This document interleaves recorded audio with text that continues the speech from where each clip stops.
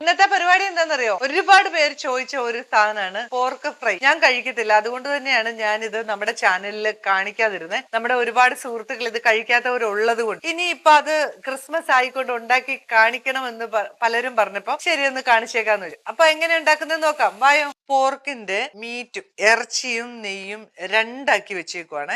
കാര്യം എന്ന് വെച്ചാൽ ഞാൻ ഇതിനകത്ത് ഇതിന്റെ ഈ നെയ്യല്ലാതെ വേറെ ഒരു എണ്ണ ഉപയോഗിക്കുന്നില്ല. ഇത് ഉരുക്കി എടുത്തിട്ട് അതിനകത്തുനിന്ന് കുറച്ച് ആ നെയ്യിൽ തന്നെയാണ് നമ്മൾ കറിയാക്കുന്നത്. എന്നാലേ ഒരു ടേസ്റ്റ് ഉണ്ടാവുള്ളൂ. വേറെ ഒരു എണ്ണയും കൂടെ ചേർക്കുമ്പോൾ അതൊരു രസമില്ല. ഇങ്ങനെ ഉണ്ടാക്കി നോക്കുക, അതാ ഞാൻ പറഞ്ഞു. വലിയൊരു ഉരുളി എടുത്ത് വെച്ചിട്ടുണ്ട്. ഈ ഉരുളി എന്തിനാ എടുത്ത് വെച്ചതെന്ന് ചോദിച്ചാല് ഇത് ഞാൻ വിറകടുപ്പിലാണ് വെക്കുക. അപ്പൊ നിങ്ങളെ ജസ്റ്റ് ഒന്ന് കാണിച്ചു തന്നിട്ട് നേരെ ഇത് വിറകടുപ്പേ കയറുവേ. എടുത്ത് കഴുകി വെച്ചിരിക്കുന്ന നെയ്യ് ആദ്യം ഇട്ട് കൊടുക്കുക.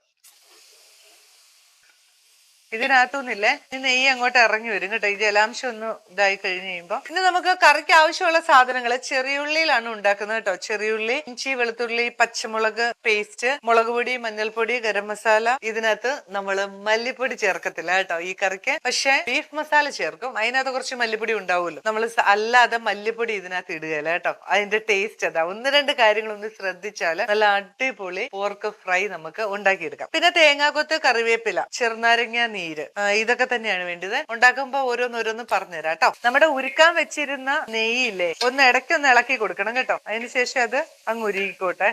ഇതിനകത്തുനിന്ന് പോർക്കിന്റെ മീറ്റിനകത്തുനിന്ന് നെയ് കഷ്ണങ്ങൾ മാത്രം എടുത്ത് ഒരു ഉരുളിയിലാക്കി നമ്മൾ വെച്ചതാണ്. ഞാനിത് വിറകടുപ്പിലാണ് ഉണ്ടാക്കുന്നത്. അപ്പൊ ജസ്റ്റ് നിങ്ങളെ ഒന്ന് കാണിക്കാൻ വേണ്ടിയിട്ട് ഇങ്ങനെ ആക്കിയിട്ട് മിക്സിങ്ങും പരിപാടി എല്ലാം കഴിഞ്ഞതിന് ശേഷം നേരെ നമ്മൾ വിറകടുപ്പെ കൊണ്ടുപോകും കേട്ടോ. ഇത് അങ്ങനെ ഇരുന്നാണ് നല്ലത്, ബീഫ് ആണെങ്കിലും ഇതൊക്കെ ആണെങ്കിലും. ഇനി നമ്മൾ ചെയ്യാൻ പോകുന്നതെന്നറിയോ, പോർക്കിന്റെ മീറ്റ് ഇല്ലേ, നല്ല പോലെ വിനാഗിരിയിൽ കഴുകി എടുത്തതാണ് കേട്ടോ. ഇനിയിപ്പോ നമ്മൾ ഇതൊരു പാത്രത്തിലേക്ക് മാറ്റി. ഇത് 1.5 കിലോ ഇറച്ചിയേ ഉള്ളൂ കേട്ടോ. ഇതിനകത്തൊന്ന് നെയ്യും കൂടെ അടക്കം. ഒരു നാരങ്ങയുടെ നീരാണിത്. അത് ഇതിനകത്തോട്ടൊന്ന് ഒഴിച്ചു. കുറച്ച് ഉപ്പും കൂടെ നന്നായിട്ട് ഒന്ന് മിക്സ് ചെയ്ത് വെക്കാം കേട്ടോ. ഇതവിടെ അങ്ങനെ ഇരുന്നോട്ടെ. ഇനി നമ്മുടെ നെയ്യൊക്കെ ഉരുകി കഴിഞ്ഞിട്ട് ബാക്കി പരിപാടി കാണിച്ചു തരും. അവർക്കെന്റെ നെയ്യൊക്കെ ഇതാ നല്ല പോലെ ഉരുകി വന്നിട്ടുണ്ട് കേട്ടോ. ഇത് നമുക്ക് അങ്ങ് എടുത്ത് മാറ്റാം. നെയ്യെല്ലാം ഉരുക്കിയിട്ടുണ്ട്. ഇത്ര ഉരുക്കി എടുത്താൽ മതി. ഇനി ഇത്രയും നമ്മുടെ കറിക്ക് ആവശ്യമില്ല കേട്ടോ. കുറച്ച് നമുക്ക് എടുത്തങ്ങ് മാറ്റാം. നമ്മളെ കറിക്ക് ആവശ്യമുള്ളത് എടുത്താൽ മതി. ഇത്ര മതിയേ. ഇനി ഇതിലേക്ക് തേങ്ങാക്കൊത്തിട്ടേക്കാം.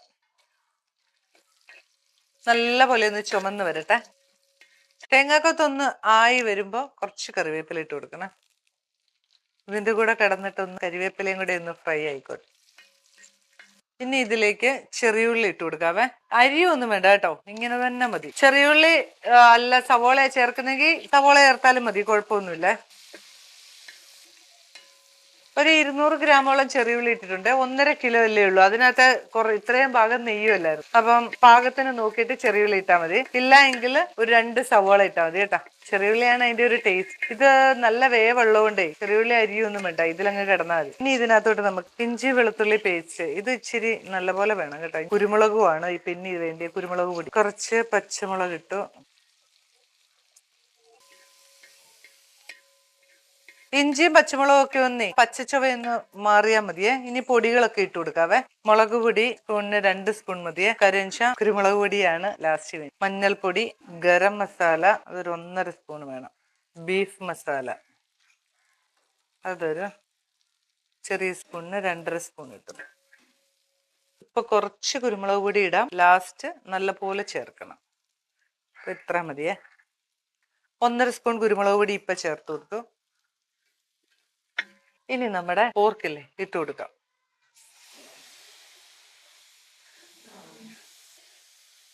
ചെറുനാരങ്ങ നീരില് മുക്കി വെച്ച പോർക്കായിരുന്നു. ഇനിയില്ലേ ഇതിനകത്ത് വെള്ളം ഒഴിച്ചു കൊടുക്കണം. വേകാൻ ആവശ്യത്തിനുള്ള വെള്ളം, കുറച്ച് വെള്ളം കൂടെ വേണേ. നല്ല വേവുണ്ടെന്നറിയാലോ. നല്ല പോലെ 2-2.5 ഗ്ലാസ് വെള്ളം ഒഴിച്ചു കേട്ടോ. ഇത് ഞാൻ വിറകടുപ്പേ വെക്കുന്നോണ്ടാണ്. ഈ സമയത്ത് നിങ്ങൾക്ക് കുക്കറില വിറകടുപ്പില്ലാത്ത ഒരു കുക്കറില വെക്കുന്നെങ്കിൽ ഇതിപ്പോ മസാല എല്ലാം പെരട്ടി നല്ലപോലെ ആക്കിയിട്ട് കുറച്ച് വെള്ളം ഒഴിച്ച് കുക്കറിൽ ഒരു 4 വിസിൽ വരെ അടിക്കുക. 4 വിസിന് ശേഷം ഉരുളിയിൽ ഇടുക. എന്നിട്ട് നല്ലപോലെ വെന്തോന്ന് നോക്കുക, ഫ്രൈ ആക്കി എടുക്കുക. ഇതിപ്പോ ഇത്രയും വെള്ളം ഒഴിച്ചിട്ട് ഞാൻ ഇത് മൂടി നേരെ വിറകടുപ്പിലോട്ട് പോവാ കേട്ടോ. അപ്പൊ നമുക്ക് ഇത് കൊണ്ടുപോകാം. അത് കഴിഞ്ഞിട്ട് ഒരു ഒന്ന് തിളച്ചു കഴിഞ്ഞു കഴിഞ്ഞാൽ നമുക്ക് ഇതും കൂടെ അങ്ങ് ഇട്ട് കൊടുക്കണേ. നന്നായിട്ട് തിളച്ചിട്ടുണ്ട് കേട്ടോ. ഇനി നമുക്ക് ഇതും കൂടെ അങ്ങ് ഇട്ടിട്ട് അപ്പുറത്തെ അടുപ്പിലോട്ട് കൊണ്ടുപോവേ. ഞാനിതൊന്ന് നിങ്ങളെ കാണിക്കാൻ വേണ്ടിയിട്ടായിരുന്നു കേട്ടോ, അല്ലെങ്കിൽ പിന്നെ കൺഫ്യൂഷൻ വേണ്ടാന്ന് വെച്ചു. ആ പോർക്കിനകത്ത് നമ്മൾ ആദ്യം പുരട്ടാൻ വെച്ചിരുന്ന ഒരു ഉപ്പ് മാത്രമേ ഇട്ടിട്ടുള്ളൂ. ഇതിലേക്ക് ഒരു കുറച്ച് ഉപ്പും കൂടെ ആവശ്യമായിട്ട് വരും. ഓക്കെ, ഇത്രയും മതിയോ? ഇനി ഇതിപ്പോ നമുക്ക് സ്റ്റൗ ഓഫ് ചെയ്യുക, നേരെ വിറകടുപ്പിലോട്ട് പോവാം. നിങ്ങളൊക്കെ ഞാൻ പറഞ്ഞ മനസ്സിലായി കാണുമല്ലോ. കുക്കറിൽ വെച്ചിട്ട് 4 വിസിൽ കഴിയുമ്പോൾ നിങ്ങൾ ഉരുളി തട്ടിയാൽ മതിയേ. ഓക്കെ, നമ്മള് വിറകടുപ്പിൽ നിന്ന് വെന്ത് ഇങ്ങോട്ടേക്ക് കൊണ്ടുവന്നു കേട്ടോ. നോക്കിയേ, ഇനി നമുക്ക് ഇതിനകത്ത് ചേർക്കേണ്ടത് കുരുമുളക് പൊടിയാണ്. 2.5 സ്പൂൺ, ചെറിയ സ്പൂണിന്. അതുപോലെ തന്നെ ഗരം മസാല ഇതിന് 1 സ്പൂൺ മതി. കുറച്ച് കറിവേപ്പില.